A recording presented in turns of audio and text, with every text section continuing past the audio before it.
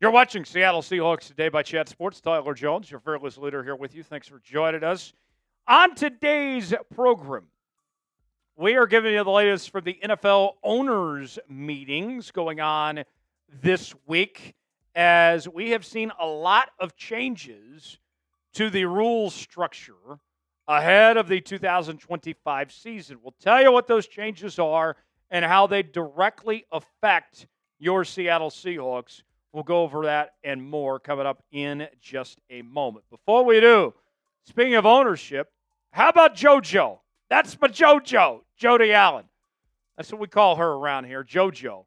Let's show some love to Jody Allen, holding things down as the Seahawks owner took over for her late brother, Paul Allen, kept the team in the family. And I know it wasn't easy circumstances that she's been dealt to take over this team with everything that happened. But I want to shout out Jody Allen today here on today's program. If you want to do the same and show some love to JoJo, then go ahead and hit that like button. Let's get at least 500 likes on today's show to show some love for JoJo. We don't talk about JoJo enough around here. And what she's done as the owner of this team, in addition to the Portland Trail Blazers as well. Hit that like button for JoJo, and we'll get started with today's program. Let's begin with the kickoff rule changes. The NFL instituted a brand new kickoff policy in 2024 where they took the kickoff style that we saw in the UFL and the XFL, and the idea was that it would be safer and more exciting. They got the safety part down, but there was way too many touchbacks, and we didn't see the kickoffs nearly as effective for the receiving team as what was anticipated. ESPN's Adam Schefter posted this on X. He said the following: NFL's kickoff proposal was separated into two votes today. One that passed, one was tabled. Number one, the football now moves to the 35 after a touchback. That passed. No vote at this time of the onside kick modification. It will be picked up at the May meeting. So we might have more on that coming up later in the year. And then there's this. With this touchback spot change, the NFL has been projecting an increase in the return rate from 33% in 2024 to between 60 and 70% in 2025. There are some downstream aspects that could come into play in terms of field position, sourcing, game management, when you add that many plays. So this puts an emphasis on kick returns and incentivizing, not kicking, touchbacks, meaning you will need more return specialists for these big returns and plays to happen. If I were in charge, what I would have done instead of worrying about the touchback is I would have just moved the kickoff back from where it's at now. I think that would have solved this issue here, but instead we're going to move the touchback. And basically, I can't imagine too many coaches being too thrilled with the idea of giving their opponents starting field position at the 35. So I do agree that this will avoid more touchbacks, but it's not the perfect solution necessarily. You look at Seattle's special teams unit right now, and you have some pretty decent return options. Kenny McIntosh, Cody White. You just brought in Steven Sims, who I'm very high on, and I think Steven Sims has a shot to make the 53-man roster with what he's done in return coverage over the years. And now I think that if you're Seattle, whether it's through the draft or the next round of free agency or into training camp in the preseason, you're probably going to look a little closer into your return options, and you might use up a roster spot just for a return specialist because of how important it is going to be to the kicking game going forward from here. Do you like the new kickoff rules that the NFL is putting in place? If so, type Y for yes. If not, type in for no. Chime in on our pinned comment today. Weigh in. Let us know what you think. Today's show is sponsored by our friends at PrizePicks. PrizePicks is the place to go for daily fantasy made easy. Here's how it works. You choose two or more players on any given category. Get the choice of more or less. whether you're talking fantasy points, rebounds in basketball, goals in hockey, home runs in baseball, all sorts of different categories to choose from. Springtime is here and baseball season is officially underway. Don't miss your chance to add your favorite players from the diamond in your PrizePicks lineup. Whether it's strikeouts, RBIs, or first inning runs, take your pick of more or less for your shot to win up to 1,000 times your cash today. On PrizePicks, you can mix and match player projections from different sports, combine your favorite baseball players with players from basketball, hockey, esports, and much more. PrizePicks offers Venmo, Apple Pay, MasterCard, and more for quick and easy deposits into your account this sports season. Sign up today and get $50 instantly when you play $5. You don't even need to win to receive the $50 bonus. It's guaranteed. The second half of the basketball season is here, and the push to the playoffs is heating up on PrizePicks, the best place to win cash on your favorite sports. Download the app today. Use code CLNS to get $50 instantly after you play your first $5 lineup. Download the app today. Use code CLNS to get $50 instantly after you play your first $5 lineup. I'm looking ahead to the big dance action this weekend in San Antonio. Yours truly, I will be there to see it all for myself. I got Emmanuel Sharp to have more than 13.5 points for Houston against Duke. Also going with Walter Clayton Jr. to have less than 20.5 points for the Florida Gators against the Auburn Tigers. If I put $20 down, both those hit, that turns into $60 on PrizePicks. Check out PrizePicks today. Link is in the comments and the description of today's video. PrizePicks, run your game. Number 2 in the rule changes this year, new video assist review rules. Now let me explain a little further what this means. It expands instant replay's ability to advise the on-field officials on specific objective aspects of the play and or address game administration issues when clear and obvious evidence is present. So the rules apply to the following 5 things: face mask calls, defenseless players, horse collar tackles, tripping, and roughing the kicker.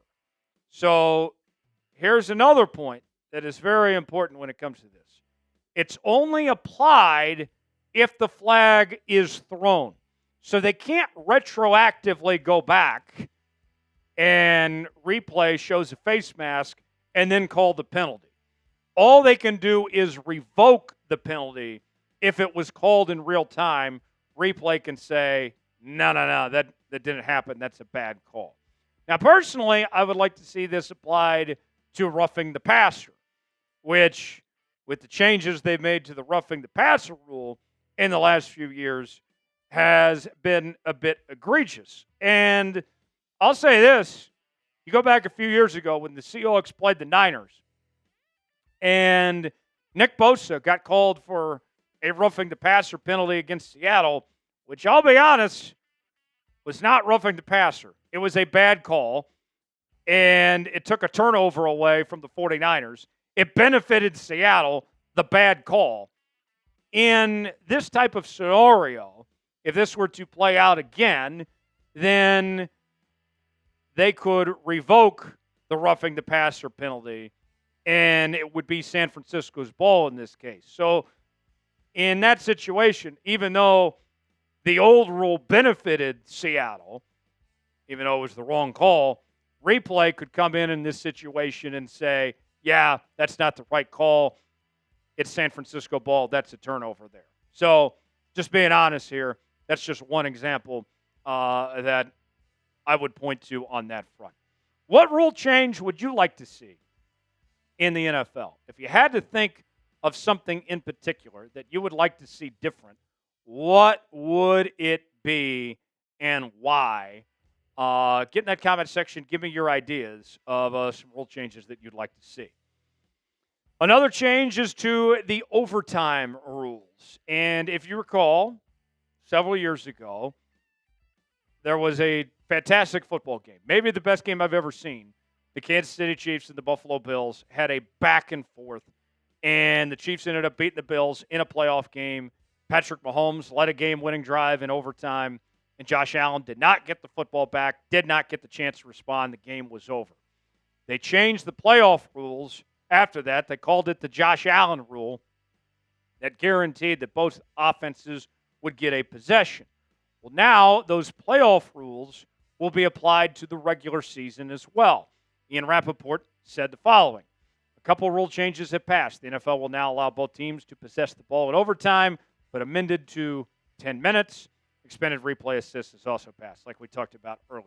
So the offense now gets a chance every single time. So if you're Seattle here with Sam Darnold, and you go into a tie football game going into overtime, I think this is a win for Seattle, and I think it's really a win for everybody, that your offense is guaranteed to get a shot. That no matter what, Sam Darnold and this offense will get a chance to respond. The coin toss is not going to decide the outcome of this football game. And to me, with this offense, with Sam Darnold, Cooper Kupp, JSN, this run game, I like my odds in an overtime game knowing that they're going to at least get a chance. I think that's a good thing for the Hawks in this offense. Some other changes include to free agency and how free agency will be approached. Albert Breer of the SI Monday Morning QB said the following.